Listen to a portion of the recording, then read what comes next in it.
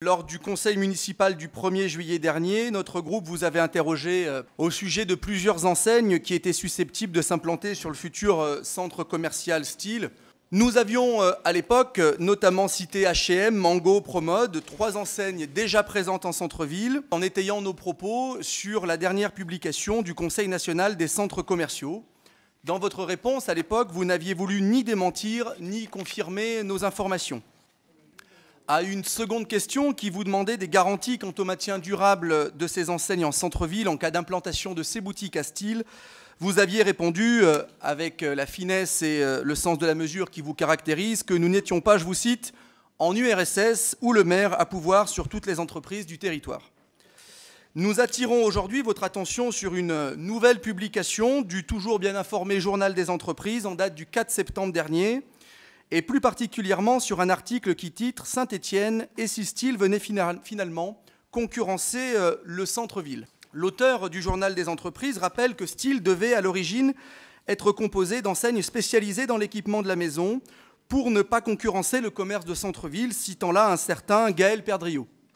Et effectivement, le quotidien local qui suit ce dossier au long cours rappelle lui aussi une déclaration de Gaël Perdriau. Les enseignes devront s'étendre sur plus de 400 mètres carrés chacune.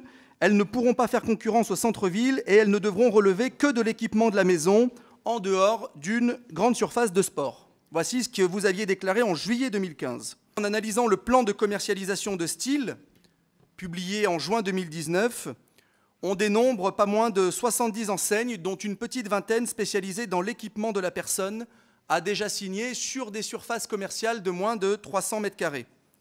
Et effectivement, la surprise vient d'enseignes comme H&M, Mango, La Halle, Promode, Camailleux, Célio, Pilou, j'en passe et d'autres, Jennifer, Besson, qui ont déjà signé.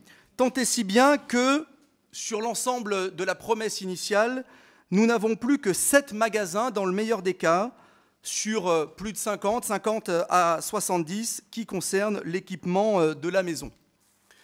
Lors d'une conférence de presse organisée en février 2018, à la suite de la démission de votre ancien adjoint chargé du commerce, vous affirmiez pourtant que le cahier des charges de Style, je vous cite, n'avait pas changé d'un iota, rappelant que 10 enseignes d'équipement de la personne au maximum pourront y trouver place, je cite Gaël Perdriau en février 2018, et d'ajouter à l'époque que les activités culturelles n'y ont pas davantage droit de citer.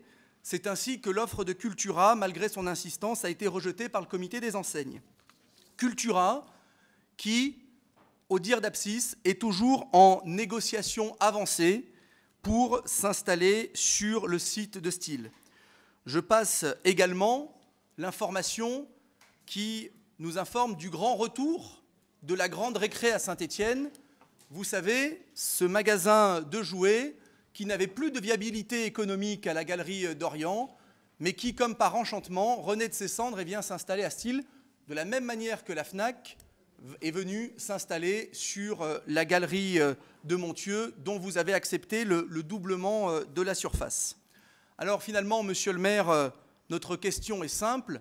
Par rapport au projet Style et depuis quelques années, qui a menti aux Stéphanois?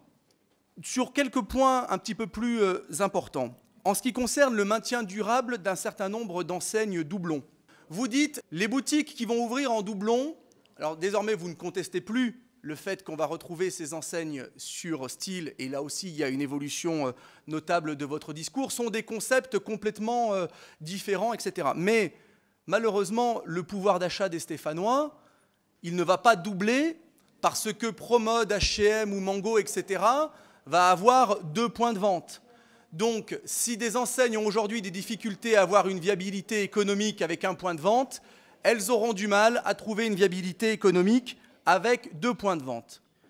La Grande Récré n'avait plus de viabilité économique au niveau de la Galerie d'Orient, elle va réapparaître à Style.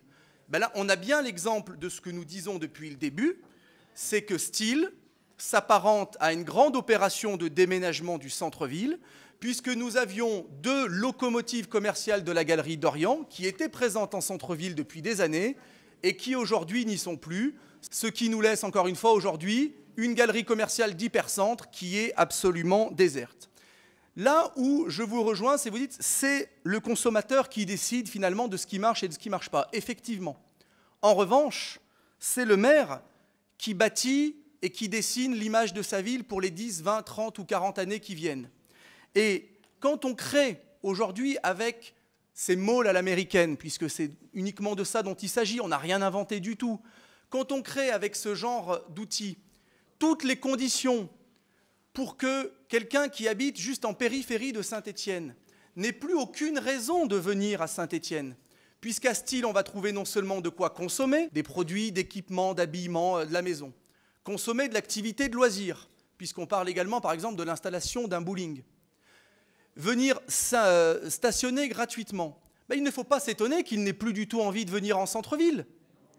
Ce qui explique en grande partie que notre bowling de la Plaine Achille soit complètement moribond, mais moi je ne m'adresse pas aux consommateurs, puisqu'effectivement chacun est bien responsable de ses propres actes, mais à ce que vous dessinez pour l'avenir de notre ville durablement.